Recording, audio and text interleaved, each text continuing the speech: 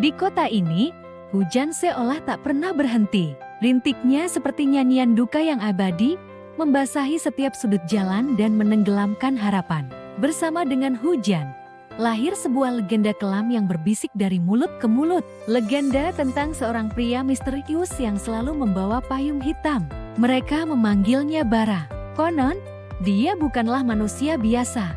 Dia adalah pertanda akhir. Siapapun yang bernaung di bawah payungnya, katanya, akan menemui ajal dalam waktu 3 hari. Bukan karena kecelakaan atau penyakit mendadak, tapi seolah takdir mereka telah dijemput paksa. Banyak yang menganggapnya hanya cerita pengantar tidur untuk menakut-nakuti anak kecil. Tapi bagi sebagian yang lain, terutama mereka yang pernah kehilangan orang terkasih secara tiba-tiba, sosok Bara dan payung hitamnya adalah nyata. Mereka adalah personifikasi dari mat itu sendiri. Kehadirannya senyap, tak meninggalkan jejak selain kenangan pahit dan lubang di hati yang ditinggalkan. Orang-orang belajar untuk menghindarinya. Ketika hujan turun semakin deras dan kabut mulai menyelimuti kota, mereka akan mempercepat langkah, mencari perlindungan di mana saja, asal tidak di bawah payung hitam itu. Tapi malam ini, ada satu orang yang justru melakukan hal sebaliknya. Namanya Hana. Bagi Hana, hujan bukan lagi nyanyian duka, melainkan teman setia yang memahami kehampaan di dalam dirinya. Dunia terasa abu-abu, sama seperti langit kota yang tak pernah biru. Beban di pundaknya terasa begitu berat, hingga napas pun menjadi sebuah perjuangan. Malam itu, di tengah guyuran hujan yang paling lebat, Hana berjalan tanpa tujuan. Kakinya melangkah guntai di atas trotoar yang basah, membiarkan air mata menyatu dengan air hujan di pipinya. Ia sudah lelah. Lelah berharap, lelah berjuang, lelah hidup. Di persimpangan jalan yang sepi, matanya menangkap sebuah siluet. Sosok tinggi tegap berdiri membelakanginya, memegang sebuah payung hitam yang kontras dengan lampu jalanan yang remang-remang. Seketika, desas-desus tentang legenda itu terngiang kembali di benaknya. Bara, pria berpayung hitam, penjemput nyawa. Bukan rasa takut yang muncul di hati Hana, melainkan sebersit harapan aneh. Harapan untuk sebuah akhir. Jika legenda itu benar, maka di hadapannya kini berdiri jalan keluar termudah dari segala penderitaannya. Tanpa pikir panjang, Hana mulai berlari. Bukan untuk menjauh, tapi untuk mendekat. Ia mengabaikan genangan air yang membasahi sepatunya, fokusnya hanya pada punggung tegap di hadapannya. "Tunggu!" teriaknya. Suaranya parau dan nyaris tenggelam oleh deru hujan. Sosok itu berhenti, tapi tidak berbalik. Hana berhasil menyusulnya. Napasnya tersengal. "Tuan," ucapnya lagi, berusaha mengatur napas. Bolehkah aku ikut bernaung di bawah payungmu?" Pria itu, Bara, akhirnya menoleh perlahan. Wajahnya tertutup bayangan, sulit untuk ditebak ekspresinya. Hanya sepasang mata tajam yang seolah bisa menembus jiwa yang terlihat. Biasanya, orang akan lari terbirit-birit saat melihatnya, memohon untuk tidak mendekat. Tapi gadis di hadapannya ini berbeda. Ada keputusasaan yang begitu pekat di matanya, sebuah permohonan yang tidak biasa. Bara terdiam sejenak, mengamati Hana dari ujung rambut hingga ujung kaki. Basah kuyup, gemetar, namun tatapannya tegas. Ini adalah permintaan pertama yang pernah ia terima. Permintaan untuk dijemput. Dengan sebuah gerakan lambat, Bara menggeser payungnya sedikit, memberikan ruang bagi Hana untuk masuk ke bawah naungannya. Hana menghela napas lega, seolah beban terberat di dunia baru saja terangkat dari pundaknya. Ia melangkah masuk, berdiri sangat dekat dengan Bara. Keheningan menyelimuti mereka, hanya suara hujan yang jatuh di atas kain payung yang terdengar. Hana memejamkan mata, merasakan sensasi aneh. Udara di bawah payung ini terasa berbeda. Dingin, tapi entah kenapa menenangkan. Inikah rasanya berada di ambang kematian? Ia tersenyum tipis. Akhirnya, penderitaannya akan segera berakhir. 3 hari. Ia hanya perlu menunggu 3 hari. Bagi Bara, ini adalah sebuah anomali. Sebagai entitas yang bertugas memandu jiwa-jiwa yang waktunya telah tiba, ia memiliki kemampuan untuk merasakan benang kehidupan setiap makhluk. Ketika seseorang bernaung di bawah payungnya, ia bisa merasakan benang itu mulai menipis, bersiap untuk putus. Namun, dengan Hana, ia tidak merasakan apa-apa. Benang kehidupan gadis ini kokoh, tidak ada tanda-tanda akan berakhir. Kekuatannya, kekuatan yang selama ini tidak pernah gagal, seolah mental begitu saja. Bara mengerutkan kening dalam kebingungan. Siapa gadis ini? Mengapa aturannya tidak berlaku padanya? Hari pertama berlalu. Hana terbangun di apartemen kecilnya dengan perasaan aneh. Biasanya, pagi hari adalah waktu yang paling berat. Tapi hari ini, ia merasa sedikit lebih ringan. Mungkin karena ia tahu penantiannya tidak akan lama lagi. Ia menjalani harinya seperti biasa, namun dengan sebuah ketenangan baru. Ia tidak lagi menangis, tidak lagi merasa sesak. Ia hanya menunggu tanda-tanda itu datang. Tapi tidak ada yang terjadi. Tubuhnya sehat, tidak ada rasa sakit, tidak ada pertanda aneh. Malam tiba dan hujan kembali turun. Hana kembali ke jalanan, berharap bertemu lagi dengan Bara. Ia ingin memastikan apakah semuanya nyata atau hanya mimpi. Dan benar saja, di tempat yang sama, Bara berdiri di sana, seolah menunggunya. Hana mendekat. "Aku belum mati," kata Hana pelan, lebih seperti pernyataan daripada pertanyaan. Bara menatapnya. Matanya masih menyimpan kebingungan yang sama seperti malam sebelumnya. "Aku tahu," jawabnya singkat. Suaranya berat dan dalam, seperti gema dari tempat yang jauh. "Kenapa?" tanya Hana lagi, nadanya menuntut. "Kenapa aku belum mati? Bukankah seharusnya aku sudah merasakan sesuatu?" Bara menggelang pelan. "Aku tidak tahu." Pengakuan itu membuat Hana frustrasi. Harapan yang baru saja ia genggam seolah direnggut kembali. "Apa legendanya bohong? Apa kau hanya orang aneh dengan payung hitam?" Cercanya, kekecewaan terdengar jelas dalam suaranya. Bara tetap tenang. "Legendanya tidak bohong, hanya saja, padamu, itu tidak bekerja." Mereka kembali terdiam di bawah payung yang sama. Hujan di luar semakin deras, seolah mencerminkan kekacauan di dalam hati Hana. Ia datang mencari kematian. Tapi yang ia temukan justru sebuah teka-teki yang lebih membingungkan dari hidupnya sendiri. Hari kedua datang dan pergi. Sama seperti hari pertama, tidak ada yang terjadi pada Hana. Rasa frustrasinya berganti menjadi rasa ingin tahu. Siapa sebenarnya pria ini? Mengapa ia begitu istimewa hingga kebal terhadap kekuatan maut? Malamnya, ia kembali menemui Bara. Kali ini, ia tidak lagi menuntut jawaban tentang kematian. "Siapa kau sebenarnya?" tanyanya langsung. Bara menatapnya lama sebelum menjawab. "Aku adalah apa yang orang-orang sebut sebagai penjemput. Tugasku adalah berada di sisi mereka yang waktunya telah tiba." "Jadi kau malaikat maut?" tanya Hana. Bara tersenyum tipis, senyuman pertama yang Hana lihat. Istilah itu terlalu dramatis. "Aku lebih seperti seorang pemandu, memastikan tidak ada jiwa yang tersesat dalam perjalanannya." Penjelasan itu, alih-alih menakutkan, justru terdengar damai. "Lalu kenapa aku?" desak Hana. "Kenapa aku berbeda?" Bara menghela napas. "Itulah yang sedang coba kupahami. Dalam ratusan tahun tugasku, kau adalah anomali pertama. Seharusnya kau tidak bisa melihatku dengan jelas, apalagi berbicara denganku seperti ini, kecuali jika waktumu sudah dekat. Tapi benang takdirmu masih sangat panjang dan kuat." Malam itu, untuk pertama kalinya, mereka berjalan bersama menyusuri jalanan kota yang basah. Bukan lagi dalam keheningan yang canggung, tapi dengan percakapan-percakapan kecil. Hana menceritakan sedikit tentang hidupnya, tentang kehampaan yang ia rasakan. Bara, meskipun tidak banyak bicara tentang dirinya, menjadi pendengar yang baik. Kehadirannya yang tadinya ia harapkan sebagai akhir, kini terasa seperti sebuah awal yang aneh. Ia mulai melupakan tujuan awalnya mendekati Bara. Rasa ingin tahu tentang pria misterius ini jauh lebih besar daripada keinginannya untuk mati. Hari ketiga tiba, hari penentuan.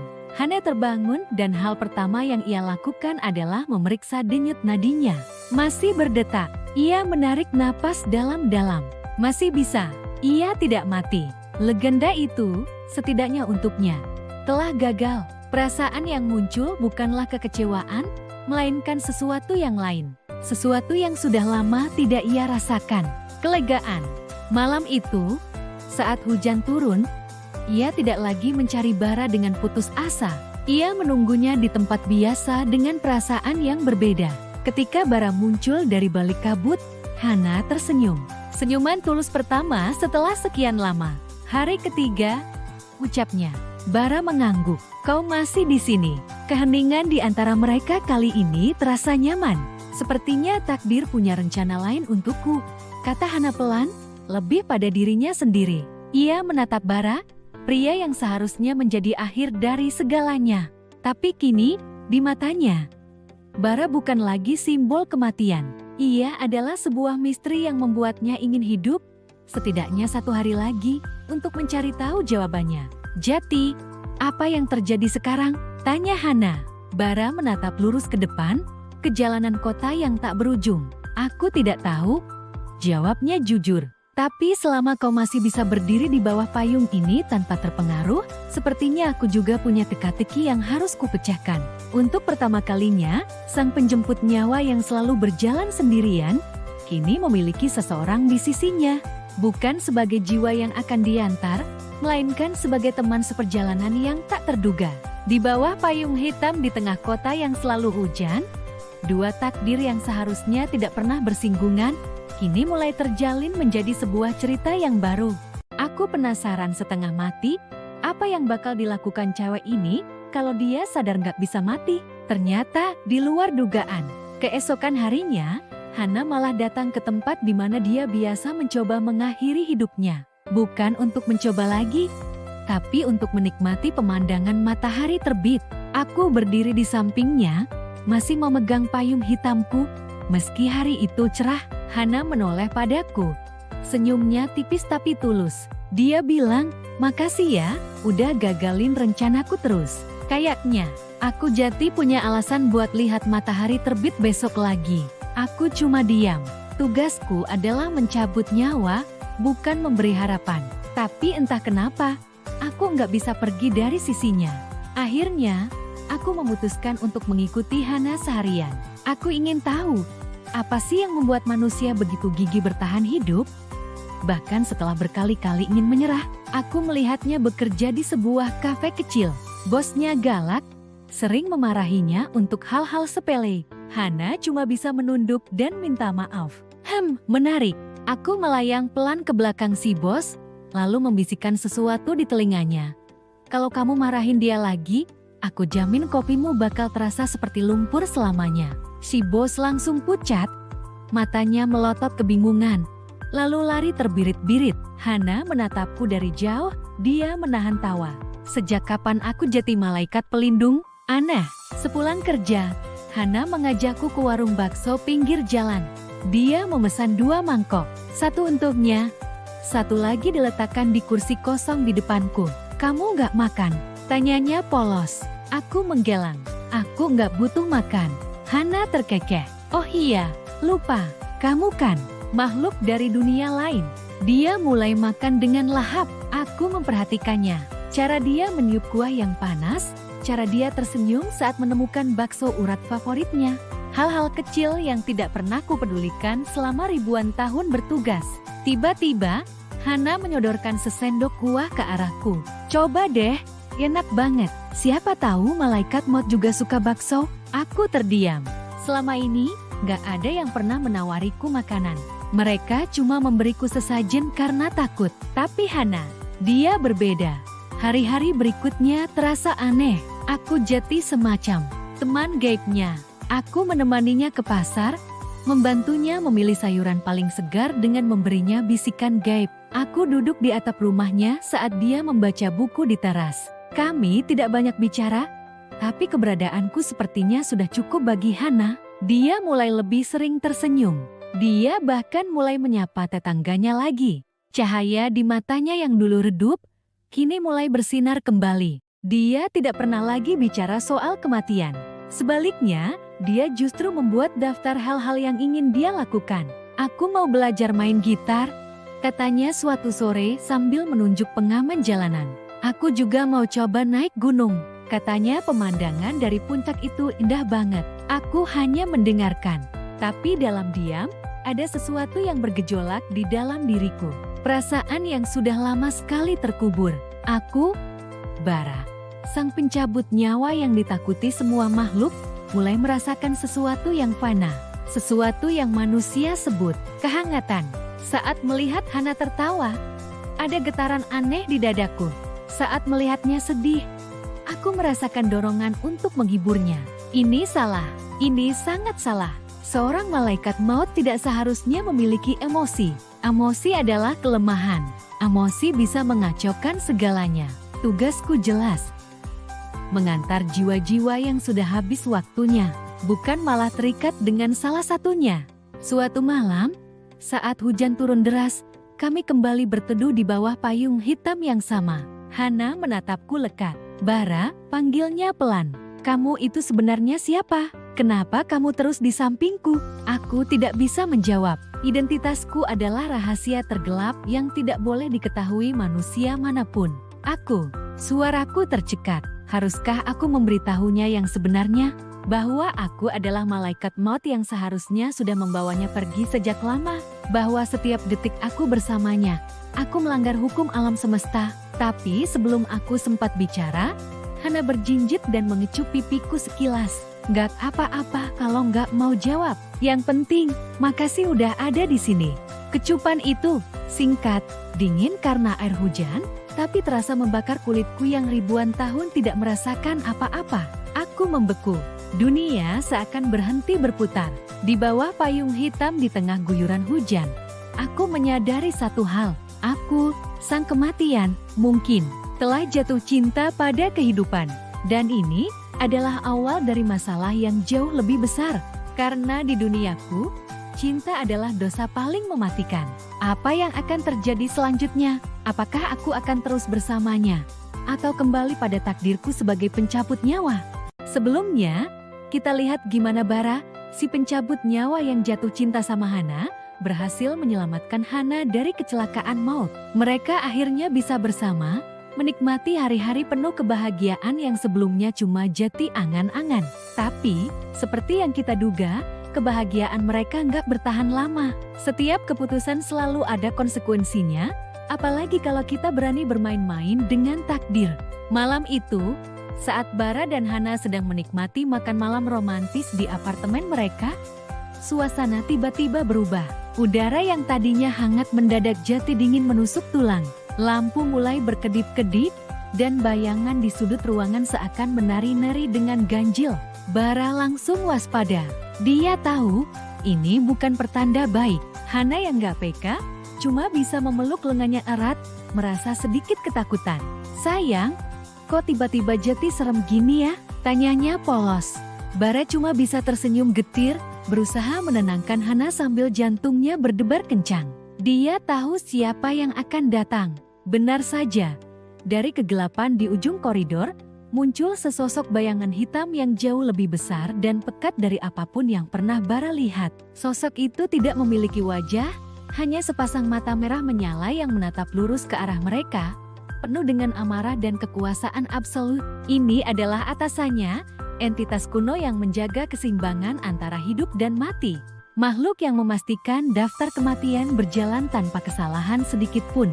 Kehadirannya membuat seluruh gedung apartemen terasa bergetar. Kucing-kucing di sekitar mulai mengaum ketakutan, dan anjing-anjing melolong panjang. Ini adalah aura kematian murni, kekuatan yang bahkan membuat seorang pencabut nyawa seperti Bara gemetar. Bara, suara itu menggema bukan dari mulut, tapi langsung di dalam pikiran mereka. Suara yang dingin, tanpa emosi, namun syarat akan ancaman. Kau telah melanggar aturan paling sakral. Kau telah mencuri jiwa yang seharusnya menjadi milik kami. Atasannya menunjuk ke arah Hana dengan jari bayangan yang panjang dan runcing. Hana menjerit ketakutan, tidak mengerti apa yang sedang terjadi. Bara langsung berdiri di depan Hana, melindunginya dengan tubuhnya. Aku mohon, jangan ambil dia. Aku yang salah, hukum aku saja, kata Bara. Suaranya bergetar. Sosok bayangan itu tertawa, suara tawanya terdengar seperti gesekan logam berkarat yang menyakitkan telinga. Hukum? Oh, tentu saja kau akan dihukum. Tapi daftar ini tidak boleh salah. Nama Hana tercatat di sana. Keseimbangan alam semesta harus dijaga. Sebuah nyawa telah dicuri, maka sebuah nyawa harus dikembalikan. Atasannya melayang mendekat, membuat tekanan di ruangan itu semakin berat. Bara merasa seolah-olah seluruh tubuhnya akan hancur. Dia tahu tidak ada negosiasi dengan makhluk ini. Aturan adalah aturan. Ada satu cara untuk menyelamatkannya, lanjut sosok itu. Matanya yang merah menyala menatap tajam ke arah bara. Kau, sebagai makhluk abadi, memiliki esensi kehidupan yang tak terbatas. Kau bisa menukarnya. Berikan keabadianmu, dan gadis ini akan tetap hidup. Sebagai gantinya, kau akan musnah, lenyap menjadi debu, seolah tidak pernah ada. Tawaran itu bagai petir di siang bolong. Musnah, hilang selamanya. Bara menatap Hana yang menangis ketakutan di belakangnya. Dia melihat wajah wanita yang sangat ia cintai, wanita yang membuatnya merasakan kebahagiaan untuk pertama kalinya. Bagaimana mungkin dia membiarkannya mati? Di sisi lain, jika dia musnah, Hana akan sendirian. Dia akan hidup, tapi tanpa Bara di sisinya, pilihan yang sangat menyakitkan. Hana, sambil menangis, menggelengkan kepalanya. Jangan, Bara, jangan. Aku enggak mau hidup tanpamu, teriaknya. Hati Bara hancur mendengarnya. Dia mencintai Hana lebih dari apapun, bahkan lebih dari keberadaannya sendiri. Dia tidak bisa membayangkan dunia tanpa Hana, tapi dia juga tidak bisa membayangkan Hana hidup dalam kesedihan tanpanya. Tapi jika dia tidak melakukan apa-apa, Hana akan diambil paksa di depan matanya. Dalam kebingungan dan keputusasaan itu, sebuah ide gila terlintas di benak Bara.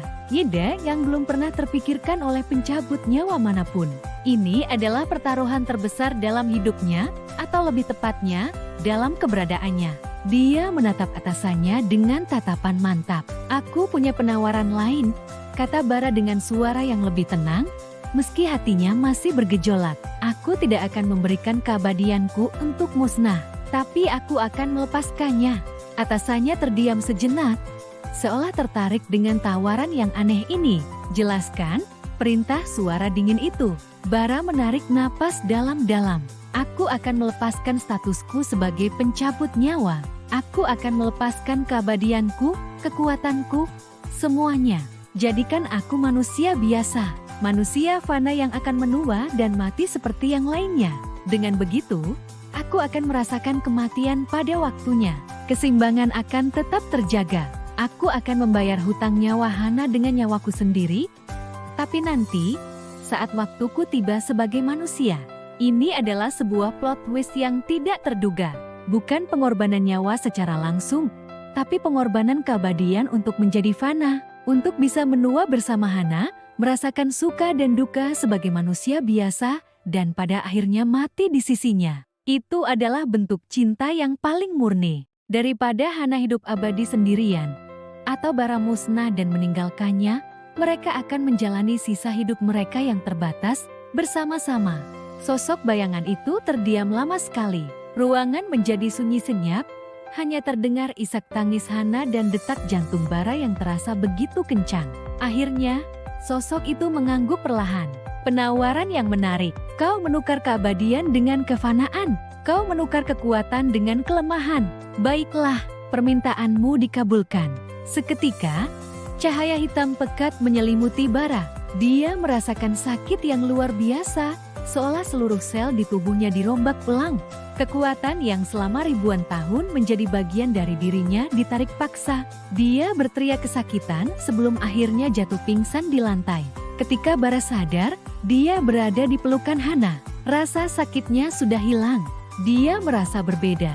Dia merasa ringan. Dia merasa lapar, lelah, dan kedinginan.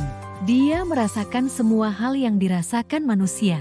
Dia melihat tangannya, tidak ada lagi aura gelap yang menyelimutinya. Dia berhasil. Dia telah menjadi manusia. Hana memeluknya erat, menangis bahagia. Kamu berhasil, Bara, kamu berhasil. Mereka berciuman, merayakan kemenangan cinta mereka atas takdir. Mereka pikir, semua mimpi buruk telah berakhir. Mereka salah besar. Saat mereka sedang berpelukan, dari sudut mata, Bara melihat sesuatu. Sosok-sosok aneh, transparan, dengan wajah menyeramkan, melayang-layang di sekitar mereka. Ada yang berbisik-bisik. Ada yang menatap dengan tatapan kosong, ada yang mencoba menyentuh mereka. Bara terkejut. "Hana, kamu lihat itu?" tanyanya. Hana mengangguk ngeri, wajahnya pucat pasi. Aku bisa melihat mereka semua. Mereka ada di mana-mana." Ternyata, ada konsekuensi lain dari keputusan Bara yang tidak pernah mereka duga. Dengan menjadi manusia yang pernah bersentuhan langsung dengan dunia kematian, indera keenam mereka terbuka sepenuhnya. Mereka sekarang bisa melihat semua makhluk halus, arwah penasaran, dan entitas gaib lainnya yang selama ini tidak terlihat oleh manusia biasa. Dan yang lebih parah, para makhluk itu sepertinya tertarik pada mereka.